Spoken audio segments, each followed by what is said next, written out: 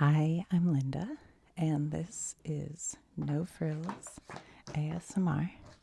Sorry, I'm digging in my drawer because I realized I forgot to take a piece of paper out. So I thought today we could talk about the U.S. Army because it's their 250th anniversary. And I didn't have time this morning to study up on it, and so I could just share it.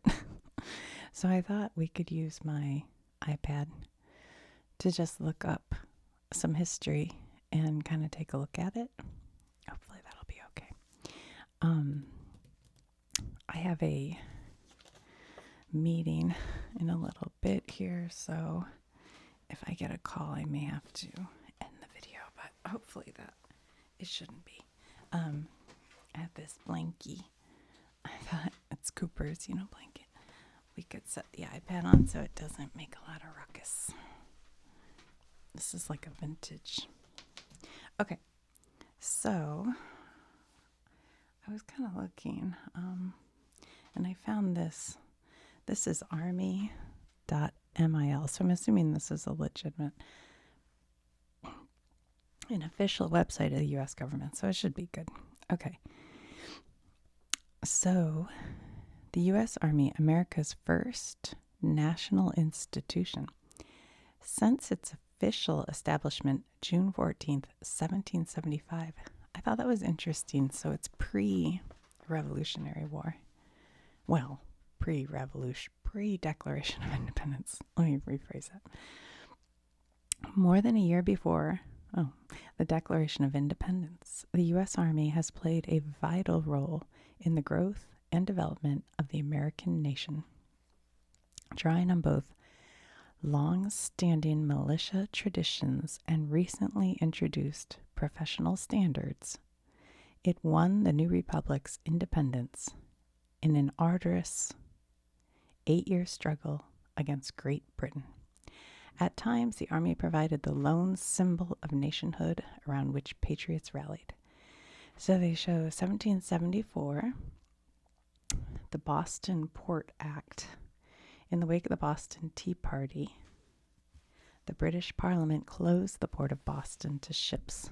I'm going to Boston in July to visit my son, and I want to go see all this. So if you're from Boston, tell me where I should definitely go. I've only been there, well, I probably went as a kid, but I don't remember. But I've been there once as an adult, but just to move my son in, and we just hung out, around his place. Okay. 5 laws were passed by Parliament to suppress resistance to its authority over the American colonies. And then here they have pictures of them at the Tea Party, dressed as Native Americans, dropping the tea over the side. Yep. Then in 1774, the Massachusetts Government Act. The second act, part of the reason I'm doing this is there's a parade, if you don't know, which I'm sure everybody knows, in Washington, D.C. today. That is in celebration of the Army's 250th anniversary. So, the second act, the Massachusetts Government Act of May 20th, 1774, stripped the colony of its sovereignty.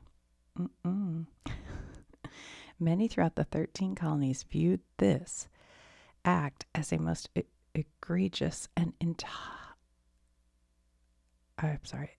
as the most egregious of the intolerable acts, capitalized, and feared the British might impose similar laws on each of the rest of the colonies. So the British were imposing laws onto particular colonies, and those colonies started to rebel. Tensions heightened when Lieutenant General Thomas Gage, the Commander-in-Chief of the British forces in North America and Royal Governor of the Massachusetts Bay Colony, invoked the new law in October of 1774 and dissolved the provincial assembly. In response, colonists formed their own alternate government, the Massachusetts Provincial Congress, which controlled the entire colony outside of Boston and prepared for possible military confrontation with forces that occupied the capital. So here he is, probably the Massachusetts governor going, and they're discussing what they should do next, I guess. So here we have 1775. See, this is why I have to study things and then like regurgitate them to you, because then I can make it make sense in my mind and do it more conversationally. When I read like this, I only take in about half of it, I think. But we'll try. April 19th, 1775. Battles of Lexington and Concord, the start of the Revolutionary War. Oh my. Upon learning of this extra-legal government was amassing stores of weapons in Concord,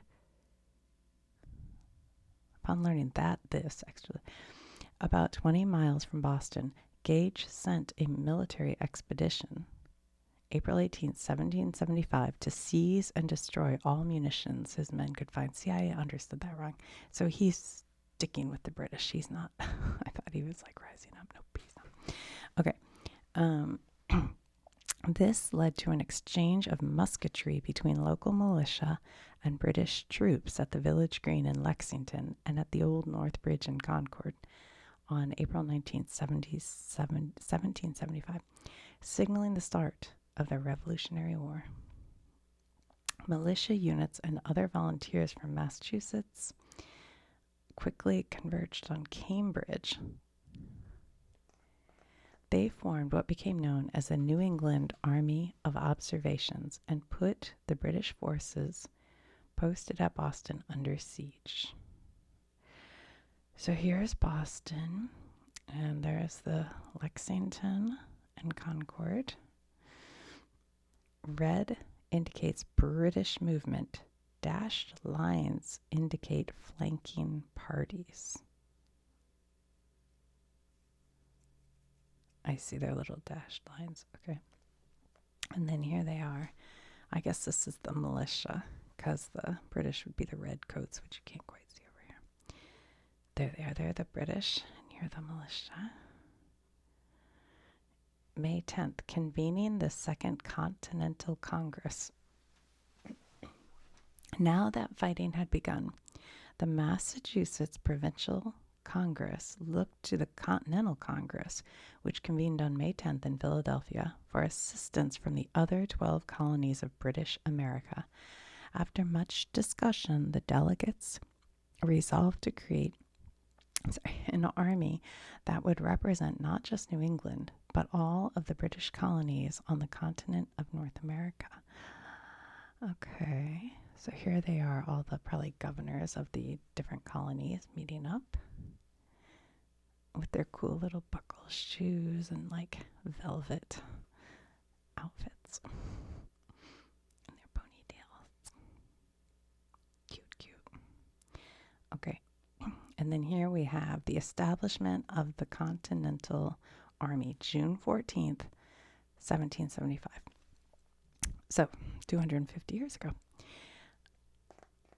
On June 14th, 1775, the Continental Congress passed the following resolution. Resolved that 6 companies of expert riflemen be immediately raised in Pennsylvania, 2 in Maryland, and 2 in Virginia, and that each company, as soon as completed, shall march and join the army near Boston, to be there employed as light infantry under the command of the chief officer in that army.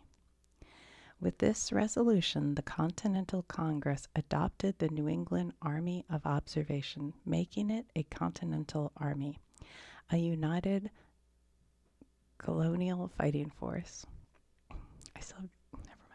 That could represent all 13 colonies with the addition of the troops from the 3 middle colonies. The Continental Army thus became America's first national institution. That's interesting. So, this is pre-Declaration of Independence, the first national institution, so where all the colonies got together and made a decision together in the interest of their new nation. The first national institution was the United States Army. Okay, June 15th, 1775, the selection of George Washington as commander-in-chief. The next step was to select a commander-in-chief. George Washington of Virginia was the favored choice because of his celebrated military record and the hope that a leader from Virginia could further unite the colonies. Congress unanimously voted the measure, and the next day presented Washington his commission. It read in part, "We, reposing special trust and confidence in your patriotism, valor, conduct, and fidelity, do by these present constitute and appoint you to be General and Commander-in-Chief of the Army of the United Colonies, and of all the forces now raised and to be raised by them, and of all who shall voluntarily offer their service and join the said army for defense of American liberty, and for repelling every hostile invasion thereof. And you are hereby vested with full power and authority to act as you shall think for the good and welfare of the service." Thus, the Continental Congress commissioned George Washington as Commander-in-Chief of the Continental Army, June 19th, 1775. And here's old George on his horse. And there's the army and a bunch of tents in the background. And here he is talking to, I guess, Congress. And the women in the back, like, I don't know why they're waving white flags, and they're like, ah. Not sure what they're up to. I'm sorry, hold on. So here is the document, I guess. That is what we just read. And then we have July 14th, 1776, the Declaration of Independence. When Congress, I'm sorry, my voice is being a little cracky. When Congress declared independence, the Continental Army and the militia in the service of Congress became known collectively as the Army of the United States, instead of the Army of the United Colonies. Okay, so that's interesting. So during the Declaration of Independence, they changed it from United Colonies to United States. Okay. 1783. The Newburgh Conspiracy affirming civilian control of the army. What's this? At the end of the Revolutionary War, many members of the army, especially the officers, were frustrated with Congress's inability to meet its financial obligations to the army. On March 10th, an anonymous address circulated the camp at Newburgh, New York. The address, later acknowledged to be written by General Horatio Gates' aide, called upon officers to plan a course of action to pressure Congress by force, implying a military takeover of the government. A meeting of officers was also anonymously called for the following day. Determined to prevent a mutiny among his officers, Washington called them to convene in assembly on March 15th to discuss matters and implied that he would not attend. Washington unexpectedly interrupted the meeting and denounced the anonymous address, saying that it had something so shocking in it that humanity revolts at the idea. In an eloquent and passionate address, Washington was able to diffuse the situation, appealing to their sense of duty and patriotism, and placing their full confidence in the purity of the intentions of Congress. Through his words, Washington not only reaffirmed the significance of civilian control of the military, but may have also saved the fate of American independence. The Newburgh Conspiracy. Let's look this up outside of here. Did you guys understand all that? I mean, I guess we got the, hold on. We got the history of, What? Hold on. The Newberg. Oh my gosh.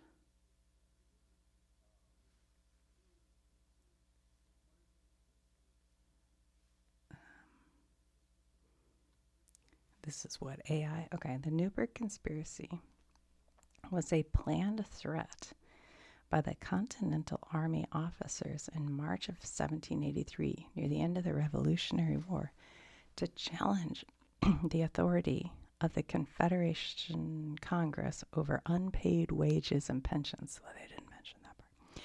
General George Washington intervened, diffusing the situation with a powerful speech. Here's the context. The Continental Congress, under the Articles of the Confederation, struggled to fund the Continental Army, leaving soldiers unpaid and facing uncertain futures after the war. The conspiracy. Officers, feeling betrayed and fearing destitution, considered using force to pressure Congress into fulfilling its financial obligations.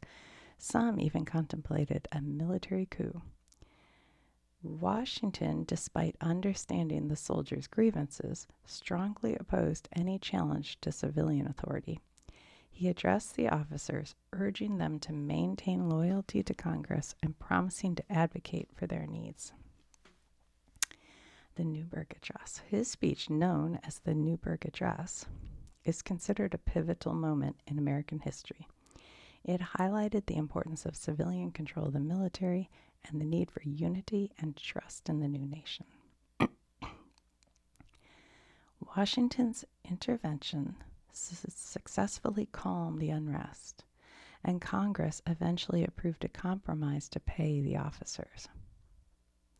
The conspiracy's failure reinforced the principle of civilian supremacy over the military and helped solidify the foundations of the new republic. Okay. Yeah, they kind of left some of that out on that military website, didn't they? There was a reason they were acting that way. Okay. I don't know if we'll need to look at any of this more because it will go on for 250 years. The formation of the 1st American Regiment. This guy looks like he's in an ad for like toothpaste or something. It's so funny painting. So it's supposed to be Washington. I don't know. The tradition of service did not end with the conclusion of the Revolutionary War in 1783. When Congress ordered the last Continental Army to disband and its remaining soldiers were discharged June 2nd, 1784, it retained 2 companies to safeguard military arms and stores. The next day, Congress voted to form, from this nucleus, the 1st American Regiment for National Service. By the fall of 1784, the whole U.S. Army was 1 regiment, consisting of 8 infantry and 2 artillery companies. Okay.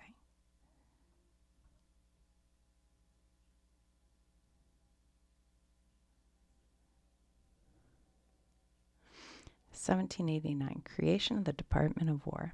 The Continental Congress was replaced by the U.S. Congress in 1789. After the U.S. Constitution was ratified, Congress created the Department of War under the executive branch of the new federal government, with responsibilities to oversee the administration of the U.S. Army. Given this unbroken tradition of service, dating to June 14, 1775, it is fitting that the Army recalls the words on the commission of its first commanding general whenever it promotes one of the soldiers today. The Secretary of the Army has reposed special trust and confidence in patriotism, valor, fidelity, and professional excellence. And here is the United States of America War Office emblem. It says, "His will defend," and there's a snake, an American flag. There are arrows. I'm sure everything in here has meaning. I should have looked it up. Or maybe they could tell us. Do they tell us? Nope. Oh, that's the end? Okay. What do we have here? Is that a cannon, maybe? I'm not sure what this flag is. Here's a drum. I mean, I would assume that's the Army's, but there's nothing on there. I'm not sure. I can't tell if, I guess this is like a, an old knight's armor kind of thing.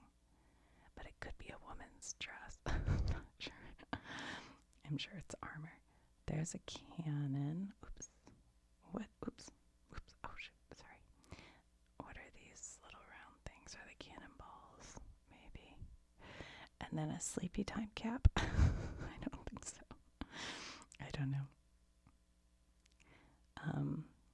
What do you call this? A United States of America War Office. What do you call that kind of thing? I forget. Emblem, or let's see if we can find out. U.S. Army War Office. Oops. Oh, sorry. Something happens when you get older, I think, and when you try to type in letters, you type the wrong ones. A seal. That's the word I'm looking for. Okay, let's see what we can find out. The Department of Army seal and the Department of Army emblem are respectively the official seal and emblem of the United States Department of Army, or War Department. Okay, do they tell us what the meaning of it all is? This is the one. Department of Army seal. It was formerly known as the War Office seal. Description. I don't know which one they're telling us about, but okay. In the center is a Roman, I don't know how you say it, cuirass, below a vertical unsheathed sword. So that's the I guess this one's in color. So, and then that's the sword with the little hat on it. What's the hat? Okay. The pommel resting on the neck opening of the cuirass, the pommel, and a Phrygian cap supported on the sword point. All between the left an espantoon, and on the right a musket with a fixed bayonet crossed in saltire. Oh my gosh, you guys, I don't know what any of these words mean. They're not helping me. Although this color photo is making it a little easier. It's a little different than the one we looked at here. So yeah, that's the Army's flag, I guess. They've switched them. Okay.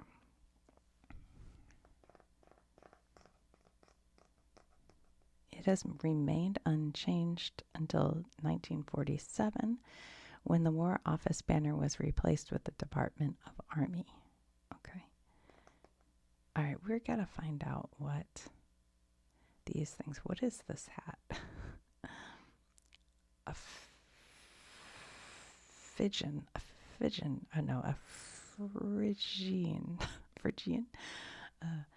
cap is a soft conical cap with an apex bent over, okay, associated in antiquity with several people in Eastern Europe. It was worn, the oldest known depiction. Although the caps did not originally function as liberty caps, they came to signify freedom and the pursuit of liberty, first in the American Revolution and then in the French Revolution. All right, there you go. And here it is on this dude's head. Cool. It reminds me of, Wee Willy Wonka's, not Wee Willy Wonka. What's the guy who ran through town? Upstairs, downstairs. Anyway, okay. And then it says, between on the left an espantoon. I don't know what that is either, so let's find out. A spontoon, sometimes known by the variant spelling espantoon, or as a half pike, is a type of European pole arm that came into being alongside the pike.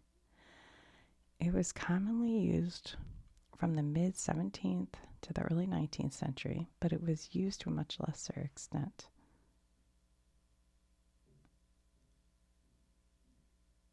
Okay, so it's a weapon before. What else did I not know what they were talking about? Well, let's just look this up. Okay. A cuirass. Am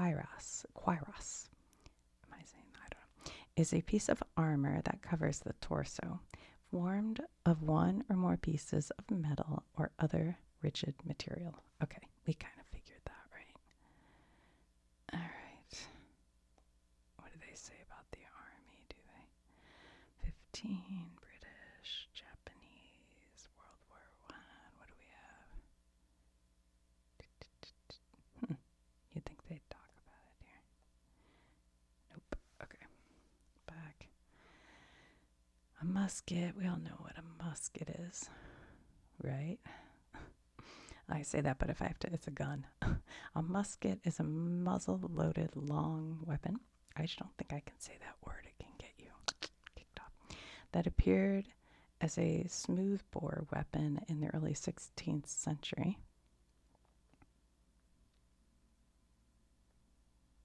Yeah, okay.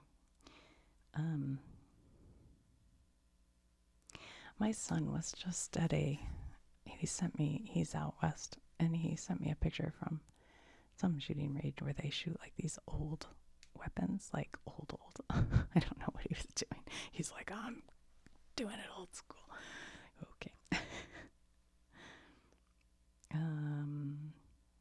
And then there's a rattlesnake, bombshells placed side by side, a drum, cannon. Okay. So there we go. And then we have, of course, the Roman numerals for 1775. I did a video on Roman numerals if you're curious. I think I got one thing wrong in that video. Somebody pointed out. I was like, oh, that's not surprising. But for the most part, I think it's pretty good. All right, well, did we learn anything, guys? A little bit, maybe. We could look at the Wikipedia, see if we missed anything.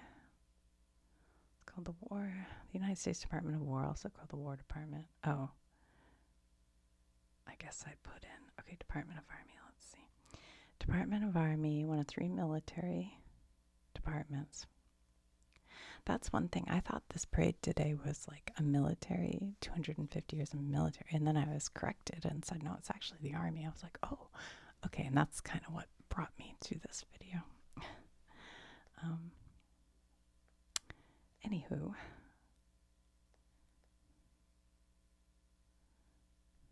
All right. Well, very good. So,